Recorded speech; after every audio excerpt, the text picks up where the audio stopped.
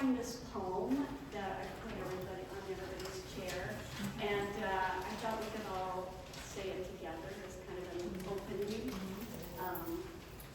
The poem's is called "He Is Gone" by David Hartman. You gonna read it? You can shed tears that he is gone, or you can smile because he has lived. You can close your eyes and pray that he'll come back, or you can open your eyes and see all he's left. Your heart can be empty because you can't see him, or you can be full of love unshared. You can turn back tomorrow and live yesterday, or you can have happy tomorrow and live yesterday. You can remember only that he's gone, or you'll cherish his memory and let it alone. You can cry and let your mind be empty and turn back, or you can do what you want. Smile, open your eyes, love, and go on. Okay, thanks everybody. There was one man who was going to come, and the last minute he couldn't make it. So I'm going to read his thing to start off. This is from Bob Kuby. This is from Bob Kuby. He lives in San Diego. I first met Darrick through a mutual friend, Joe Jones, about 20 years ago. Both Joe and I lived in San Diego. Joe met Darrick in New Orleans while visiting a mutual friend there. They instantly struck up a friendship once they discovered their love of architecture and cities throughout the United States. Joe and I visited Darrick maybe once or twice a year in Los Angeles. On a couple of occasions, we stayed overnight at Darrick's home after going to uniform parties with him. These were generally X-rated gay parties. They were certainly fun and eye-opening, though. I believe it at that. Darrick did come down and visit us in San Diego now and then. He graciously attended my 80th birthday celebration in 1922. Or, sorry, 2022. The first time he saw my house, a 1932 Spanish revival, he got out of his car and exclaimed, "Why on earth do you have those Craftsman lights on your front wall?" Ever the designer. Yes. I explained it was because I like them. One time, my husband and I had tickets for the LA Philharmonic, and David, I guess his husband, got sick that day before the performance, and I called Darrick to see if he would like to go with me. He said yes, and we had a great day together.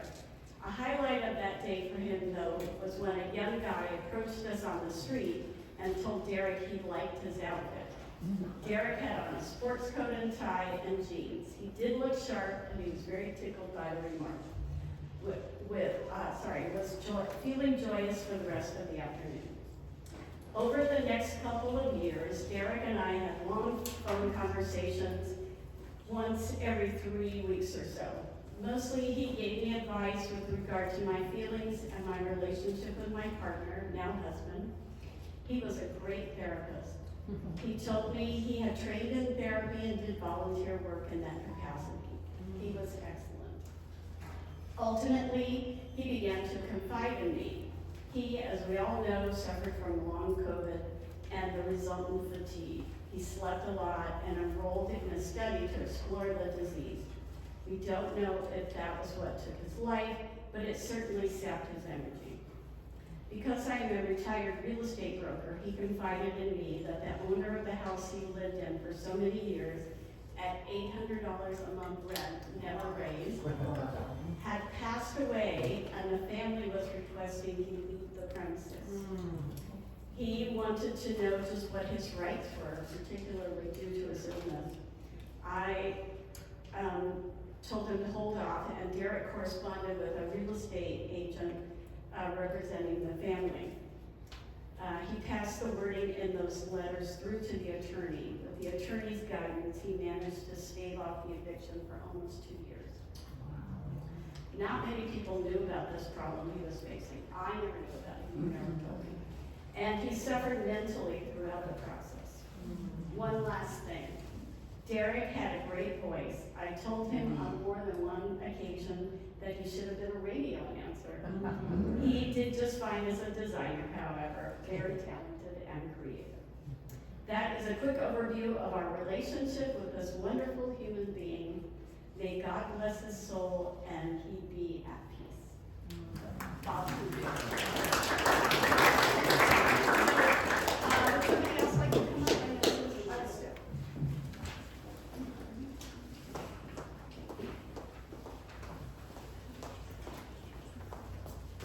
Come sit down. Yeah, come sit. There's seats Yeah, in come on. front.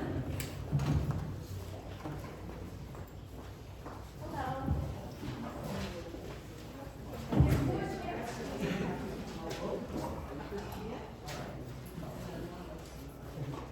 I'm Susan Painter, and I knew Darrick for many decades. I won't even say how many. You know, I tell you all those things.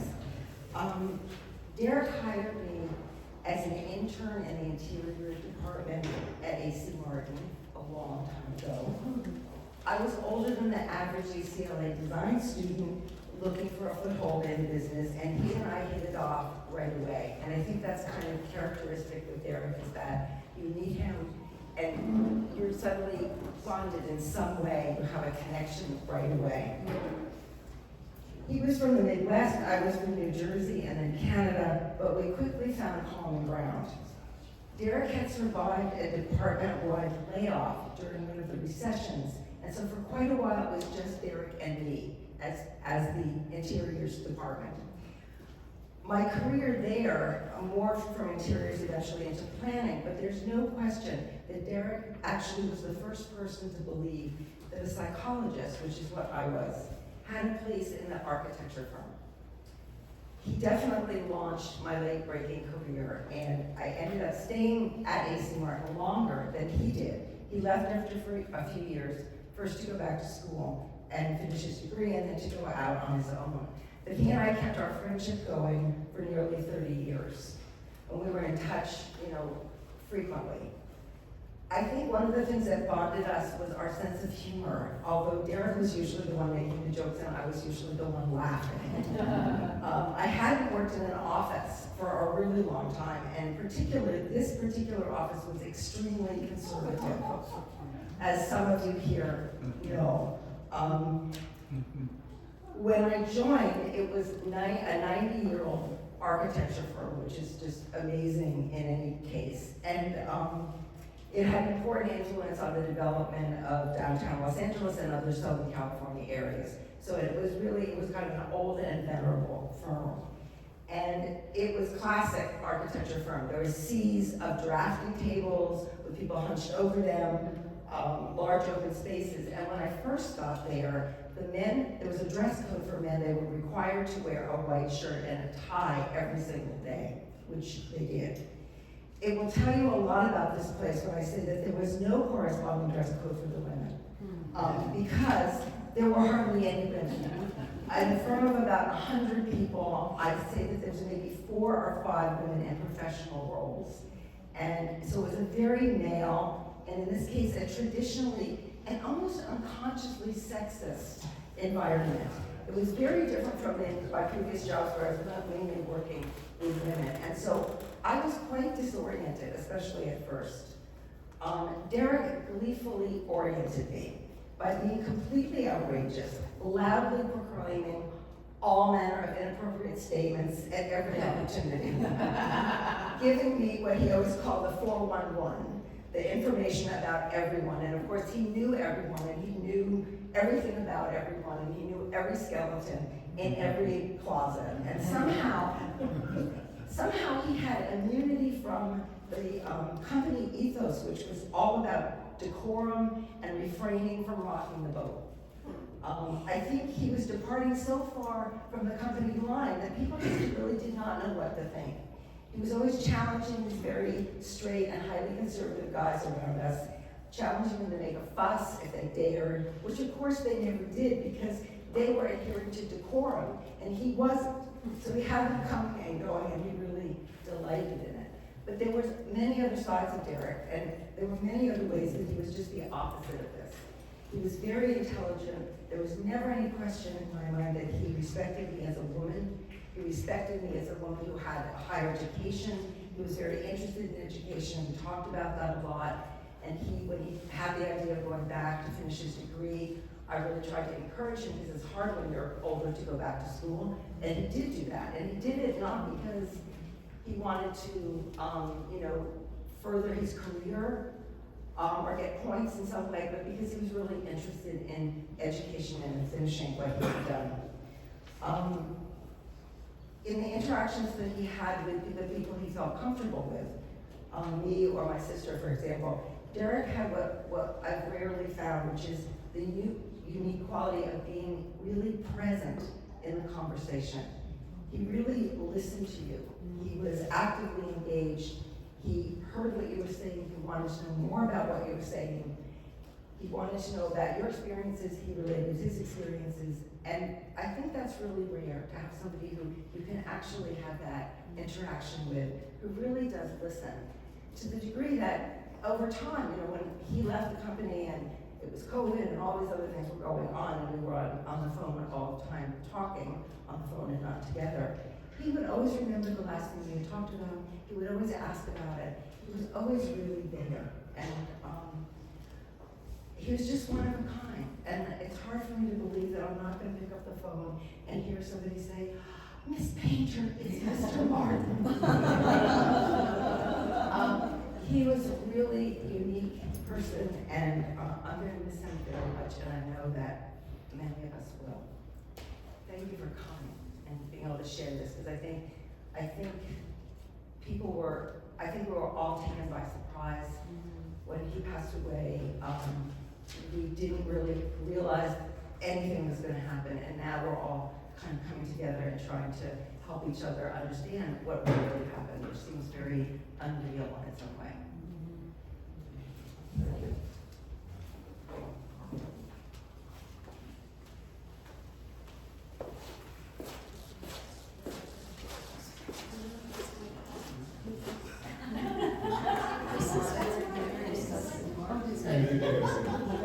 My name's Mark Persick. I'm Mary Kay's current husband. Things change, So I just wanted to say, we're here because of somebody, and he was our friend. And we all would have done anything that could have let him be here. But things didn't turn out that way. While I was driving, I kind of wondered, how did I end up a friend of Darrick? You just because, it just happens. All the time. Well, how did I do it? I married his friend. So he doesn't vet people. You marry his friend, you get involved, you're his friend. You're just, away you go. And, it was from that point forward, it was set.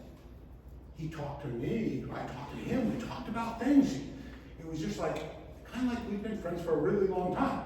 And we've been friends for, at that point, a few weeks.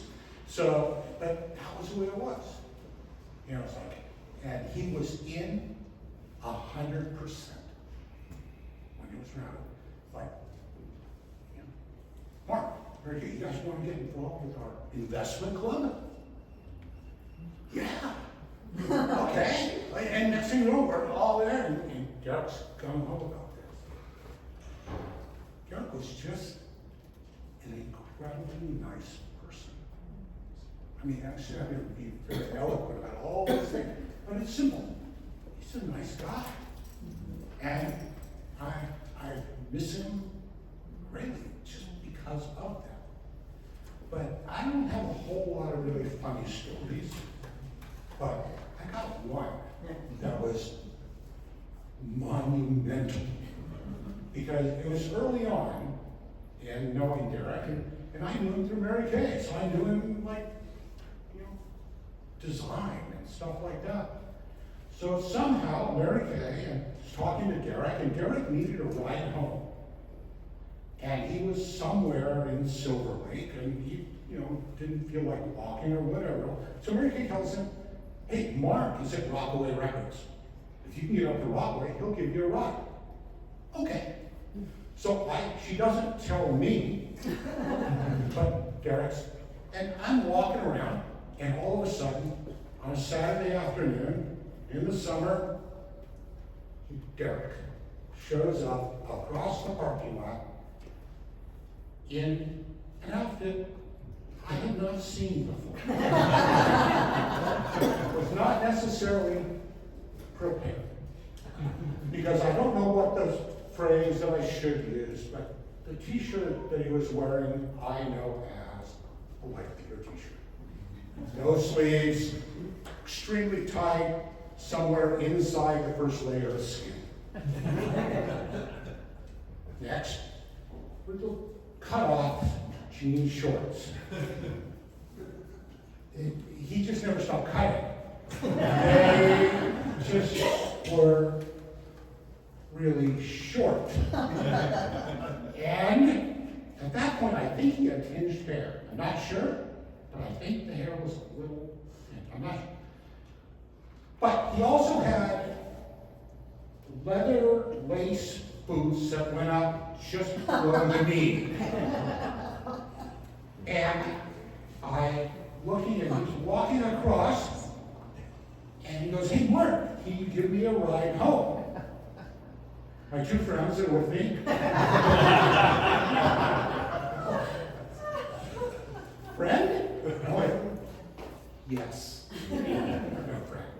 And I said, "Darrick, you're like, I see, you are the walking, talking stereotype of everything." He goes, "It's the weekend, not me." That was my friend. And I wish he was here, just like all of us wish he was here. So, anyway, next.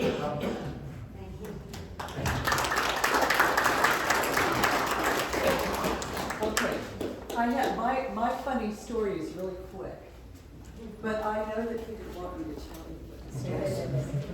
I know he would. So I met Darrick at AC Barton when he was working there. And Willis Matthews was still alive then, who was an absolutely wonderful human being, and Mary Kay worked there. I think that's where I got to know you, actually. And I don't know how it happened. I think maybe Willis Matthews might have had something to do with it. He was a little mischievous too. But Darrick and I were in the habit of asking each other, every time we talked or saw each other, what color our underwear is.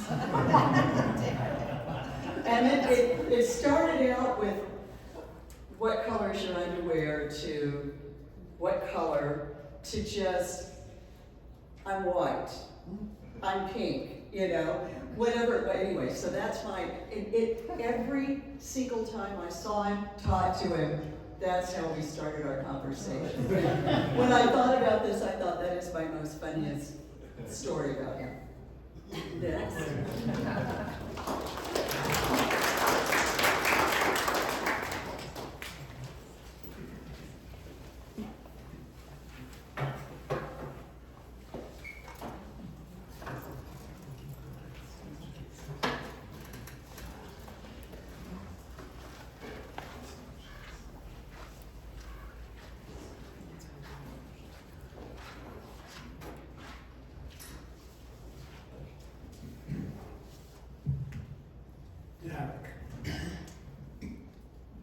We first met Darrick, or my wife first met Darrick when he worked at gym rats. And they quickly got together and things progressed and everybody loved him after a short time. So my relationship, it was purely the telephone. He would call us maybe twice a month, and we would call him maybe another once a month. And conversations just flow. My relationship in the telephone was the great misappropriate slang or words in a different language. Somehow he had found out that I was brought up in the Jewish faith, and I knew how to speak Jewish. So one time, he was talking to my wife, and my wife ended the conversation, and she put the phone to me, and I said, "Hi, Darrick, how you doing?" And he said to me, "Gay kakanaf meow." I said, "Where did you learn that?" He said, "You told me that." I said, "I wouldn't have told you that. It means go take a poop in the ocean." I said, "Are you sure I told you that?" He said, "Yes, you told me that." And another time on the telephone, he said to me, when I said, "How's it hanging, Darrick?" He said to me, "Sie müssen jetzt gehagen werden." I said, "Where did you learn that?"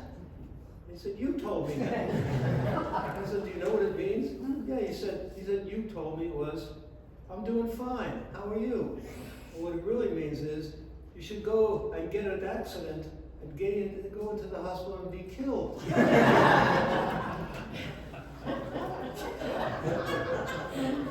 This went on for about 5 or 6 months.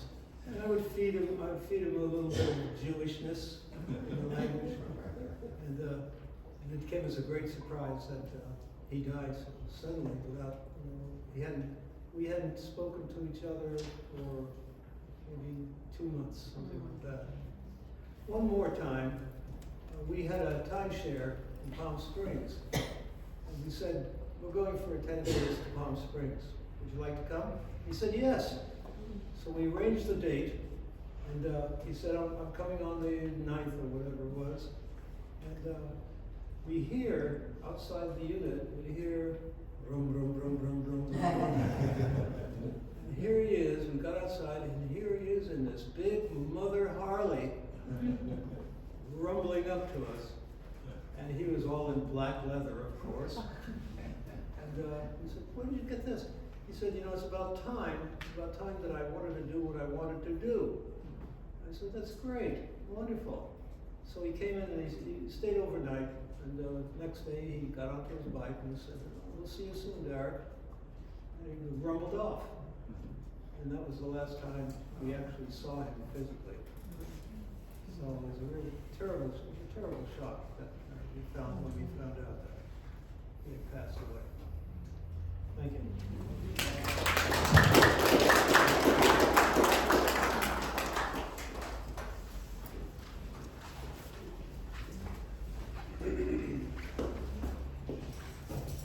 Thank you, Mary Beth, and everyone else that coordinated this event.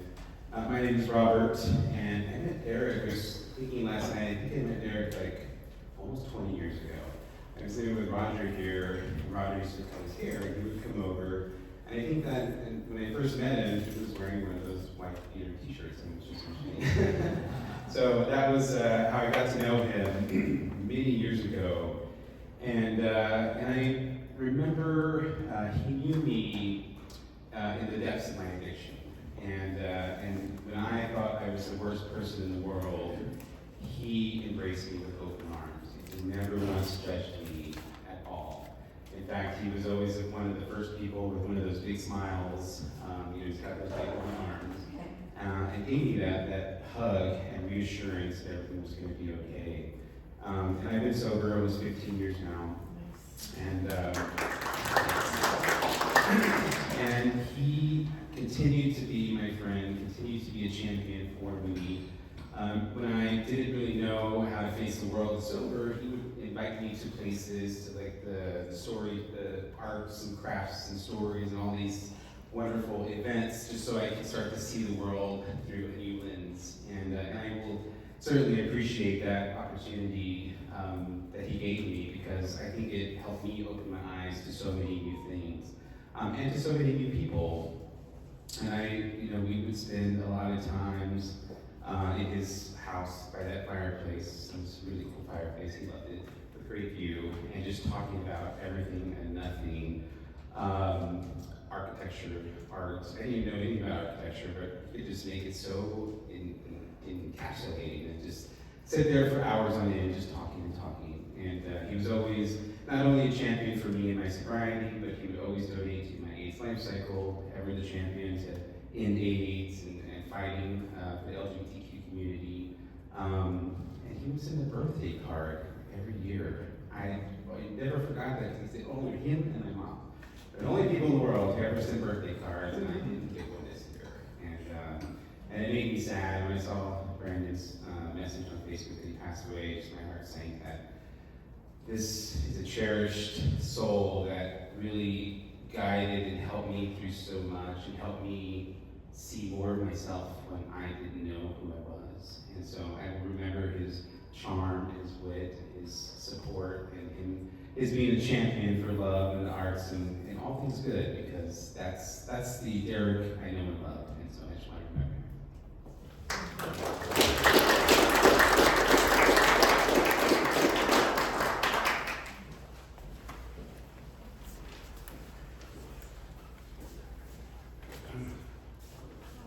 Thank you so much for putting this together for such a spectacular being. My name is Raleigh, and my mom taught me when my niece was born that the heart is infinite, that if you love somebody, there's still enough for everyone else. And I listen to stories, and I see all your faces, and I think about, I went from being in architecture to being a rep, and Darrick was one of my first clients.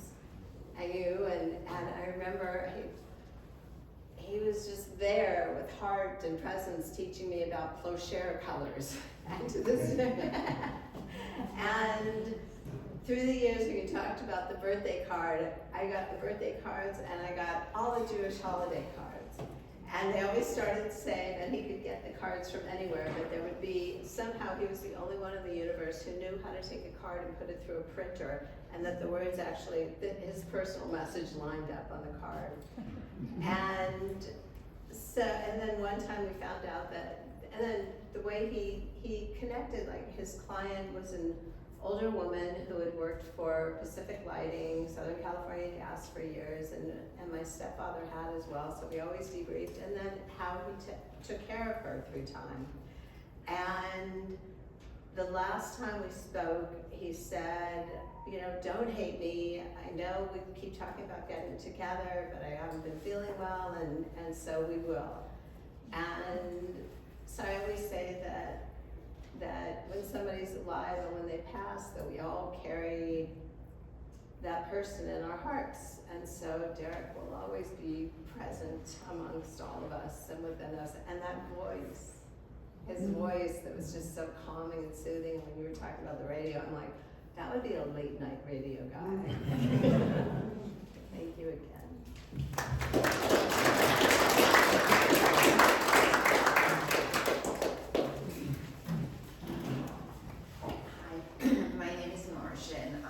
I was thinking when I found out that Darrick passed away, you know, how important it is for us to stay in touch with people that we care about. And I hadn't talked to him for a long time, but every year I got that birthday card. And that birthday card, I'm so glad, I don't know where that lady went, but I'm so glad that you mentioned, oh, there, you know, how it was perfect. And it was just so beautiful. And I never send who sends birthday cards anymore? It's the only birthday card I have actually got. Every year, I expected it, and then I would call Darrick on his birthday, and I would say, you know, I have terrible handwriting, but I want you to know how much I love you and how much I'm thinking about you. But I was thinking back to when I met him, because I retired from my job very young, because I thought I had plenty of money, and then Darrick said he would help me design my space, because I was going through a very bad breakup, and he was going to be there for me. And it was so expensive. And I said to him, oh my God, Darrick, you're so expensive. And he said, I think you need to go back to work. And so I got another job, I bought my couch for him. I mean, he didn't buy the couch, but he told me what to do. You know, I got the drapes. It was beautiful. He did just such a beautiful, beautiful job. And there's other people here that were in this with me, but we started that financial group way back when, at the very beginning, and it was Darrick and Robert and Randy and me and my girlfriend Valeska, who's no longer with us, and a number of other people, and we would just go there to Darrick's house always faithfully on Monday. It was once a month. I think it was on a Monday. And he would have this beautiful spread of cheese and wine and nuts and all these things. And we had the best time. We just kept putting $50 in. And every single stock, people would say, I heard about this stock. And everybody would be all excited, and then we'd lose the money. So after, I think we were together like 6 years, almost. And we never made a dime. But we had the best time. He was such a good person. Yeah. So thank you for doing this.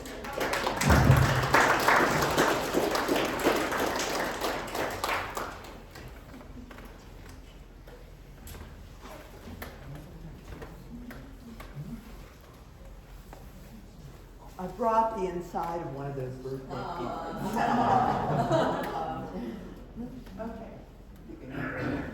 Okay, so my name is Carol Davis, and I live in Palos Verdes. I bought a house in 1978, and Darrick helped me for more than 40 years work on the house. Not every day. Neither of us were quite that lame, and I don't have that much money. But when I look around the house, you know, this picture was hung and this was picked out. And actually, I think I was maybe one of the last people to communicate with him. We were working on, I was signing a contract for a new roof, and we were working on the wording and so on. And then the next day, I was just kind of going to double check something with him, and I didn't hear back. And I thought, this is very unusual. So we did have, you know, we did keep in touch. He was talking incessantly about the motorcycle thing that was happening, your big get-together over Labor Day and such like that. That does remind me, if any of you do design work, I'm looking for somebody. That's the only reason I can. No, it's nothing immediate, but come see me after. If you're a friend of him, then obviously you have high-class talent. Okay, so I also was on the wonderful receiving end of those birthday cards, and when I was thinking about, well, what could I say today? I thought, okay, I'll read you some of Darrick's words. So the outside of the card had the statues that are on Easter Island, the Moai. I think you probably all know. Okay, so this was this is part of his card. As to your inspiration, a story. During early adolescence, I was borrowing, in chronological order, of course, my still developing designer's brain on a quest for order, from our small town public library, the Hardy Boys series of mystery adventure books. I was intrigued by the cover of Aku Aku when I saw it on display, and despite suspecting that it might be above my comprehension level, the librarian encouraged me to check the book out. A hesitant, he felt complimented. A good marketer, the librarian was keen on circulation of the collection, but she was also kind and sagacious, sensitive to the fact that it was best that my limitations be self-discovered. Her assessment was correct. I struggled with the text and only looked at the pictures, but the book and the experience remained in my memory. With my current recuperation, this card was sent in December of last year. With my current recuperation requiring greater downtime, I have taken to reading more. It's been a helpful deliverance from my mind being too often focused on health concerns. And your gift jogged my memory at just the appropriate moment. I've since read Aku Aku. I enjoyed it very much, not only for the excellent recounting of the author's extraordinary adventure, but for the fond nostalgia it afforded. And had you actually toured Easter Island, I would have found myself more than a tad envious. Okay, so we sent that for my birthday in December. I then thought, you know what, I was thinking about Easter Island. And so I went in spring of this year. So one thing led to another. The last thing I'll say is, we all knew different sides of this extraordinary person, but we didn't know each other till today. Thank you.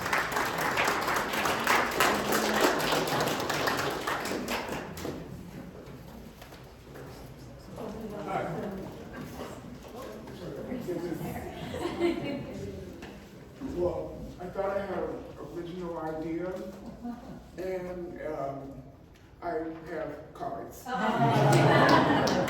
I tried to tell a little story with the cards. So I'm gonna just do it since I worked on it, and I swear it. But, so anyway. This card is from Darrick. I had done a reading, and I sent him all my work, and that's all I knew. And it says, life isn't about finding yourself. Life is about creating yourself. And on the back of it, this one is from June 7, 2017. And I went to the McDowell colony. It's like this artist colony back in New Hampshire. And I sent Darrick the tape. And he says, LVDH, that's what he calls me, LV, okay? The McDowell Colony presentation exceeded any I've ever seen by Cooper or Sedaris. He's such a bullshit. I did like it, Your performance, art, experience is no doubt paying off. I viewed the video 4 times, enriched a bit more by each. Thank you for sending it. You kindly complimented me for my good words, but I'm at a loss to adequately describe yours and the delivery of them. Perhaps better stated with the enclosed. Congratulations. I was in New Hampshire, and then I went back to Illinois, and he sent me a bag of windmill cookies. Because in my presentation, I mentioned that I really like windmill cookies. I haven't had windmill cookies since I was like 13. I didn't even know they still made them. But there you go, that's Darrick. This one is, I sent this to Darrick for his birthday. And then, and this is what he sent it back later. Hey LV, oh God, it appears I've succumbed to the inane adult coloring craze. But your car was just too good to not be recycled. I do remember this royal model from typing class. It was my favorite among the pre-electrics, as I was quite taken by the design ingenuity of the royal emblem. When pressed, the hinge cover arose. How clever, how magical, how modern. Thank you for the greeting, and I appreciate like fine wine sentiment. Being in cardiac limbo of late, though I'm feeling more like fine wine sediment, this fatigue has been the dregs. I apologize for cutting you short when you call. Between day-long work-related phone conversations and birthday calls from family and friends, I don't know which one I fell in, my energy and voice were depleted by then. I was ready for bed. I expect my return to normal living will commence on May 24th, the date of my next cardiac catheterization. I know you'll keep me in mind that day, which is most appreciated and reassuring. Last time was 2 nights in hospital. I expect likewise this time. I'll contact you post-procedure and when back home, calling if up to it, otherwise via email or text. Take care and thanks again. Peace, love, hugs. Darrick. Okay. And here we go. I got a little thing up here prepared, so okay. You can throw tomatoes or something. Okay. It's called D is for Darrick, LV is for LeVan. I became aware of Darrick after an essay I had written was published in a special issue of Frontiers magazine entitled Black and White, the Best of Both Worlds. I haven't received many letters regarding the content of my writing, but this time I did. Most likely it was because of the essay's subject matter, which was race. One of the numerous letters was long, thoughtful, and well written. Did I mention it was long? The writer was Caucasian and was interested in Black culture. He shared his reactions to the issue and some personal anecdotes. His name was Darrick. The second time I saw Darrick was at the Gay and Lesbian Center in Hollywood, which presented my solo show, I Reject These Labels. Chuckling, he introduced himself as the guy who wrote the long, long letter. The third time was a solo show at the Ingle Playhouse in Inglewood. Wearing a leather jacket, he patiently stood erect at the end of the long line, waiting to converse with me. His demeanor, oh so serious. Incorrectly, I guessed he was a Vietnam vet. That guess was way, way off. The fourth time I spotted him was in a sweltering hot bar in San Francisco. No leather jacket that day. Instead, he wore a muscle shirt. It may have been a white beater, but you know. So, I correctly guessed he worked out regularly. He asked me if he could call me when he returned to LA. Darrick was orderly. LaVan was scattered. D was a member of Clutterers Anonymous with no evidence of his former life. LaVan needed to join. You can eat in the bed, D told LaVan one night as they prepared to watch a documentary on Frank Lloyd Wright. What? Are you sure? You know my history. And he said, go ahead. Suddenly as I ate, there was a noise.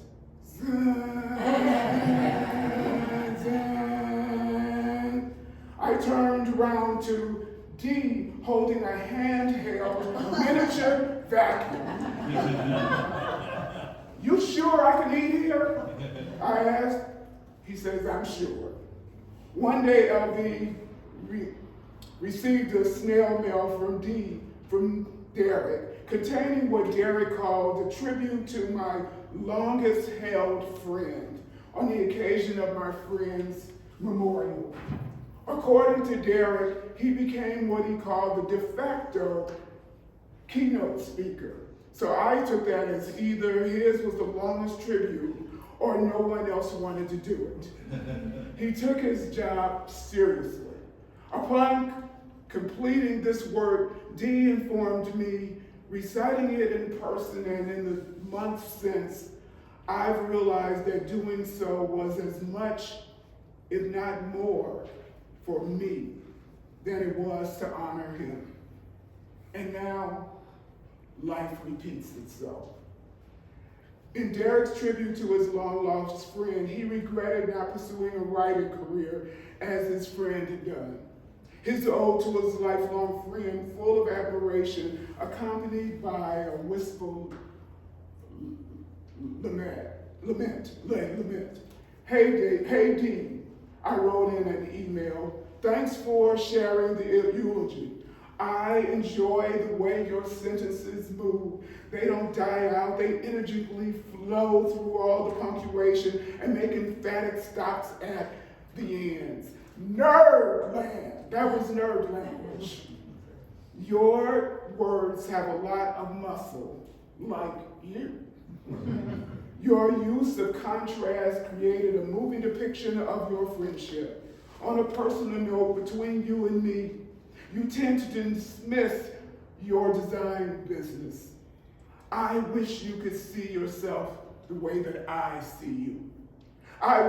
You think you're playing safe and dishonoring your talent, while often I have asked myself, how can I do the creative thing and the business thing simultaneously like Darrick? Is it possible for me to take what I do and add Darrick's business acumen to it? No one gets everything they want. There is always some regret. You have writing skill. It's evident in your emails. Write. Hey, LV, thanks for your voicemail on the 11th. It was a couple days after one of his birthdays. I regret missing your birthday call. While you write nonfiction, I see prowess for fiction, with you imagining I'd be in the Bahamas or Mexico. Those were nice thoughts, though. Nothing glamorous as a doctor's appointment. I did receive many greeting cards, yours being the best of the lot. Pumps fist me, but it seems like a lot of other people got sick cards too. Yours were so clever and creative with gender-affirming titles. You have a definite knack for card selection. Thank you. I bought this card about 3 months ago. It's one of those puffy coats with no sleeves, and it has zippers. It's really cool. I was gonna give this to Darrick on his birthday next May, but he didn't make it, so I guess I'm gonna frame it and keep it in honor of my good friend who I love dearly. I brought this here, so I get another matter. This one is from, he sent me a link to a YouTube. Perhaps you know this chap. I think he'd benefit from knowing you, being your creative doula. While his exuberance is sincere and undeniable, yours is the better, God, he's a bullshitter. yours is the best resonant voice with passions equally needing to be heard. I hit the link Darrick supplied and sat back and listened. After it was over, I wrote deep. Thanks for this. I love this man's enthusiasm and how comfortable he is in his own sin.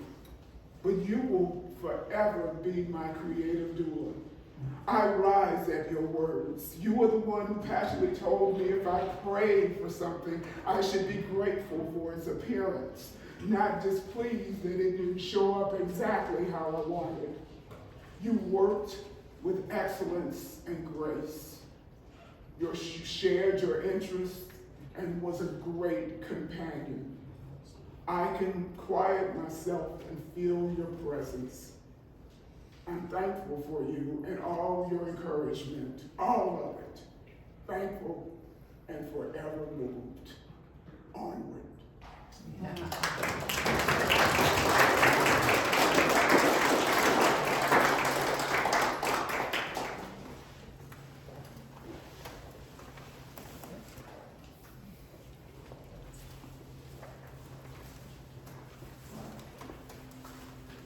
I'm Diane Tanner.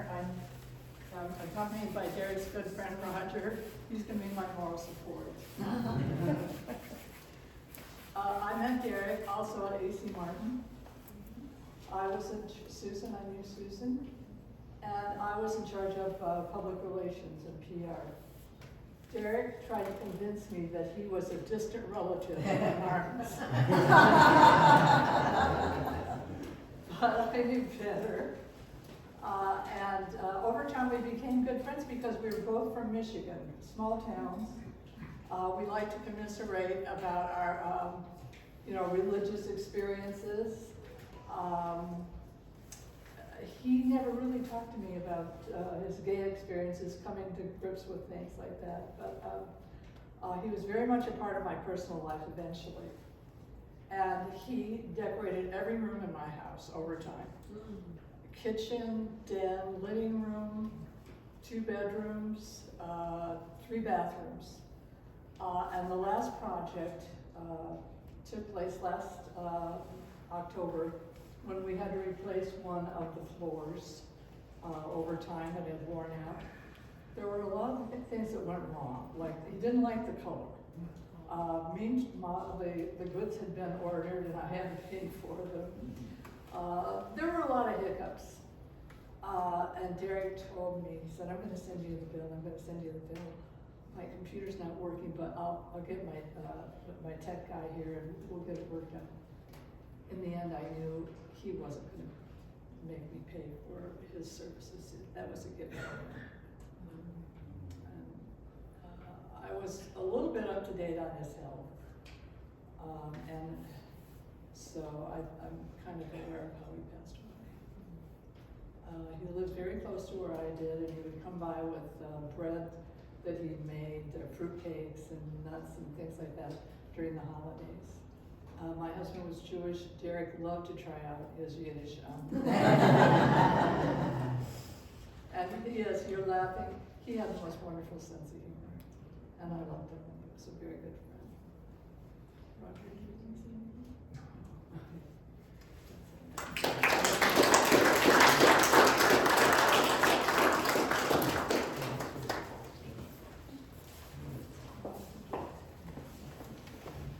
Hi, everybody. My name is Elise, and I've known Darrick since I was 21. When I started working at Bodybuilders Gym in Silver Lake. And for a dance party. I don't know what that is. There was well, we had music, and it was, anyway. And I was, this is quite interesting. This is not what I was expecting on the for today. But I do see quite a number of gym members out here, which is really great. It was another facet of Darrick's life that really brought people together. Darrick was a very integral member of the Bodybuilders Gym community. He was there every morning with a smile. I worked the ass crack of dawn shift, getting there at 4:45 in the morning, and a bit after opening when Darrick would come in, it was finally like my cue to wake up for the day, because he would walk up to the counter and say, "Good morning, Missy," every morning. And then he would hit me with he would ask for a piece of scratch paper, and in his very sharp little boxy handwriting, he would write out a vocabulary word for me. Tap it on the counter, and go about his way, go change, go start his workout. And I had until about halfway through his workouts every day to try and break down the words, see if I could come up with a definition, figure out what the origin was, or the suffix, or whatever. And I would write it down, and then I would look it up on my phone, and write what Google told me it meant. And he would come back up to me midway through his workout, and we would compare what I could figure out, what Google could figure out, and what his dictionary and or Encyclopedia Britannica at home had in it. He was part of a group of people that worked out every day and loved getting to see him and spend time with him and hear his eloquent thoughts and his raunchy sense of humor, and always had the best gossip and tea. And it was very shocking to hear that he had passed, and I know he's going to be missed by quite a lot of people. Every day when he would leave the gym, I worked the front desk, so I greet everybody and tell everybody bye. I'd say, "Bye, Darrick, see you tomorrow, God willing. Bye, Darrick, have a good weekend, see you tomorrow, or see you next week. God willing, Missy." Every week, see you next time, God willing. So this time it'll be a little bit longer till the next time that we get to see him, but God willing, it's okay.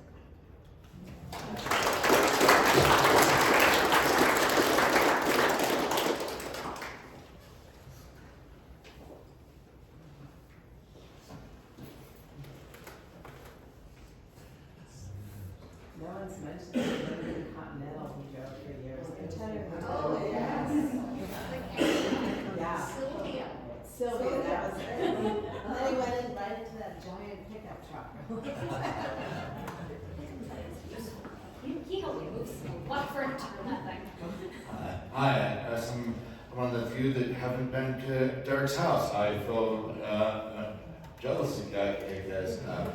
He never invited me to the theaters to his house. I don't. He was saying how various parts of his life it was very compartmentalized. I mean, his family didn't know he rode a motorcycle. I didn't know. We don't know. Didn't know he had major heart problems and all that kind of stuff. So I met Darrick through a mutual friend in probably 2015, 2016 or something like that. This friend, I've been a member of the Savers since 2005.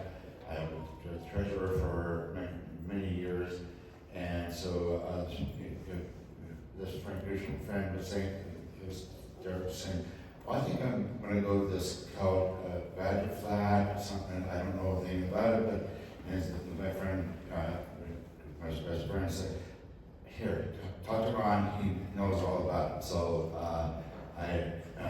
him signed up, and he attended Badger in his big GMC truck, pickup truck, and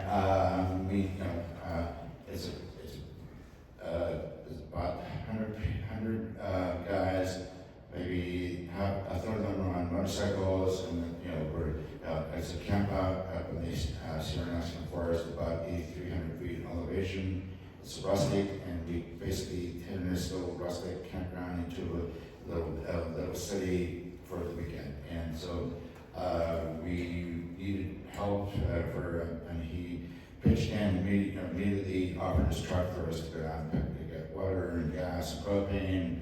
And he was there, always chipping in everything we needed help with, and we helped. He helped set it up, and then so the next year he came up, and we did use his truck. And about the third year, he said, "I think I can get a motorcycle."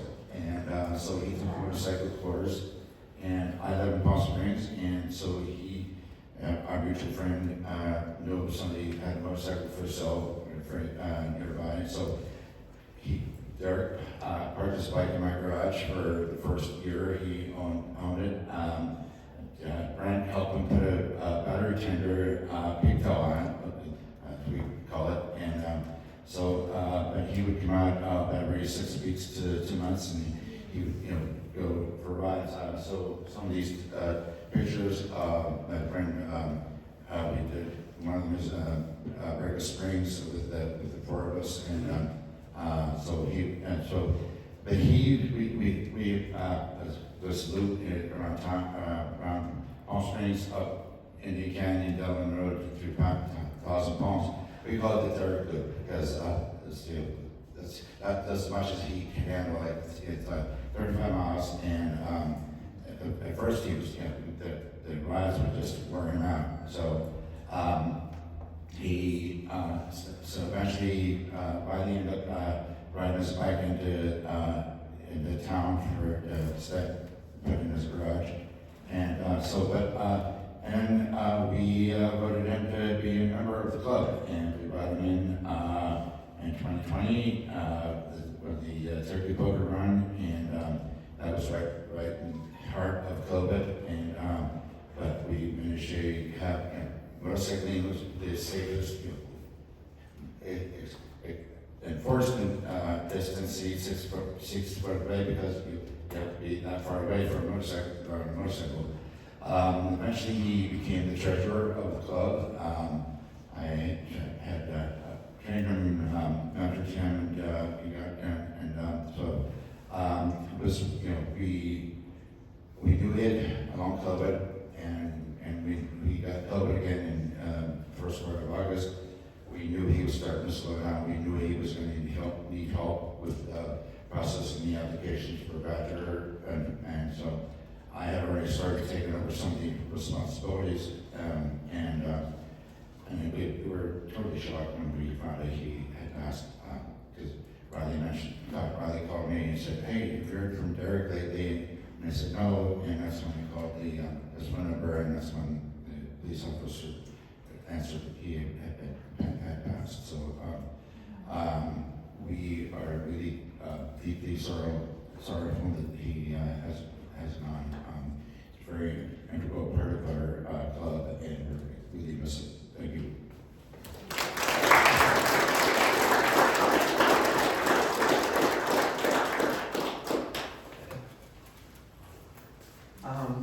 My name is Randy, and I met Darrick like in the 1990s at Bodybuilder's Gym, and I used to see him there all the time when we used to work out, and then we became friends, and we decided to make this investment club with Mary Kay and Marcia, and we meet every week, and it was kind of funny, as Marcia was saying, we never made any money, but it was fun to get together and just chat, and Darrick would make all this food and everything, and he was very lovely and entertaining, and we really would enjoy that time together. And over the years, it's funny, I was hearing people talk, he would talk Yiddish, and I'm Jewish too, and I would think, how does he know all this Yiddish stuff? But now I know. So while saying that, I'm like, wow, this is so interesting. interesting. And we would joke, and I would say things to him.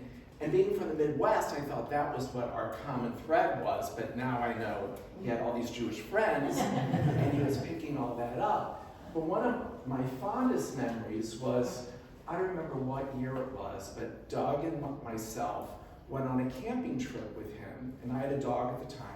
And we all went on this camping trip, and I had never been camping. I had never camped in my life. So Doug and Darrick had all this equipment, and he had his pickup truck, and we drove a separate car, and we unloaded and put up the tent and everything. And the day we were leaving, we had to pack everything up. And Doug and I got everything in the car, and Darrick, we wanted to help Darrick out. We forgot that when we woke up that morning, it snowed. Oh, so right. we couldn't see It anything. had snowed, and this was like June. Snow. And it was freezing cold, but we had packed up our car, and Darrick was meticulously putting everything in his truck.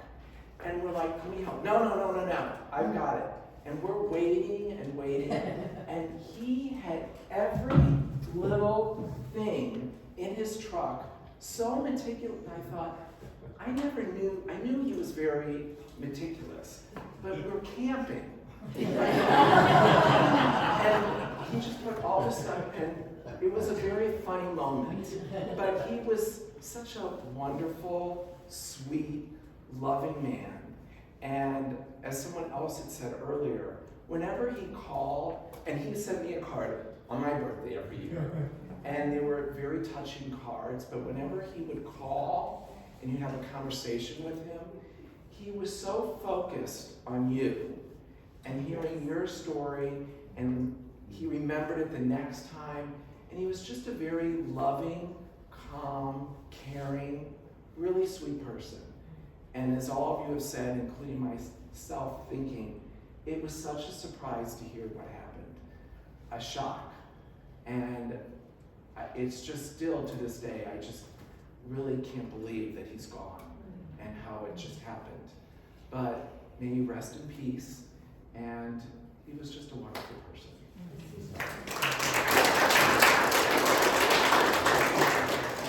Oh, and that was a camping. And knitting. And yes. I never knew he knitted. Oh, Doug taught him to knit. Oh. That's yes. But he never quite finished any of his things because he was so meticulous. And he'd take everything apart if he made one mistake, so he never completed anything.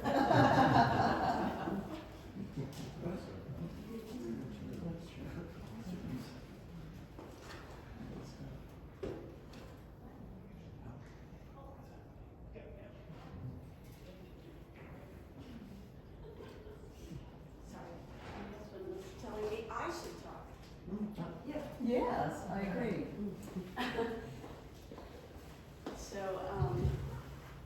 So I met Darrick in I think the 1980s, late 80s.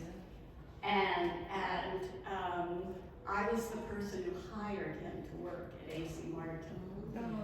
And the way that all came down was that I had just been hired there, and we were working on this huge project in downtown Los Angeles. And my boss at the time said, "Oh, we need a part-time person to help us out in the library with materials and things. So, you need to hire somebody." And one of the other designers there said, "Oh, I know somebody, I'll have him come in." So that person was Darrick. And he comes in, and he didn't really have a degree in design or anything like that, but he did have some experience, kind of peripheral experience, and he was just so charming, and it was part-time, and I thought, oh, he'll be fine.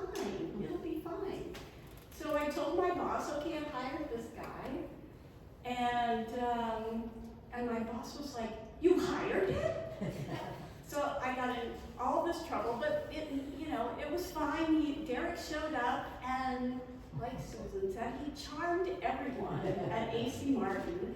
I was there for like, I don't know, 3.5, 4 years, something like that. I think Darrick was there for 10 or 12 or 15. I mean, he lasted way longer than the rest of us did. So anyway, that's how I met Darrick. And then we just became very good friends after that experience. Actually, at AC Martin, the small interior design group that we all belonged to, we were all very close. We would have lunch together almost every day.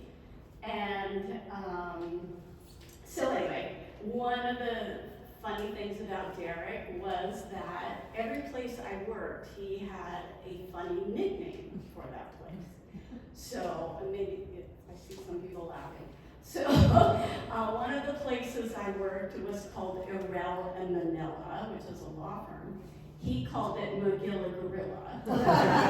And another place I worked was Stuart Romberger. That became Stewed Hamburger. So, and every time he would call me, he would say, Mary Kay Hafer. He would kind of string out my last name. And of course, it would always make me laugh. I too was on the receiving end of the birthday cards every birthday. And for his birthday, the last few years, I started making him peach pies, his favorite dessert. So even though peaches are not really in season for his birthday, I tried my best. But anyway, I have some notes, sorry.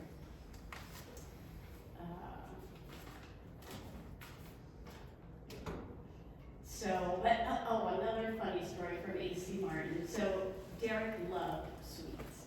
And when reps would call him up and say, we'd like to come in, he'd say, fine. And a lot of them would say, well, where can I park? Because in the building that we parked, we lived we worked in, there was no parking at the older building. And so he would say, well, you can park at 7th and Big, and there's Mrs. Fields across the way there. And if you buy us cookies, they'll validate your parking. So we had so many Mrs. Fields cookies. And like some of you talked about, I just thought he was amazing. He would go to lunch with, a rep or somebody, and he would come back and he would know their whole life story and all their secrets. And I'd be like, how did you get all of that in an hour? It was incredible. But likewise, when you told him something intimate or special or secret, he would always listen very attentively and, give you advice if you needed it. And it was never any judgment from him. It was an amazing thing. He was always very supportive of me in my artistic endeavors. I got an AA in photography from Santa Monica College a few years ago. And trying to find people to model for me was quite difficult at times. I recruited my husband many times and he got sick of it. But Darrick was always game for it. And so, I don't know if you've seen, but there were some nude photos. That was the hardest, was trying to get people to model for you in the nude. But Darrick was gung-ho about it. And so it was really fun to have him, play with me, if you will. And as you all have noted too, he wrote very elegant birthday cards and thank you notes. I still can't get over how he could write a thank you note without saying thank you, and still you would feel so appreciated. So anyway, that's kind of the end, but I will miss him dearly. I, like everybody, can't believe that he's gone, and anyway. If anybody else wants to get up and talk, feel free. We have lots of refreshments in the back if we're all done. And on the back of your little poem, by the way, are thank yous to people who donated some money for today. So, Thank you. anybody else?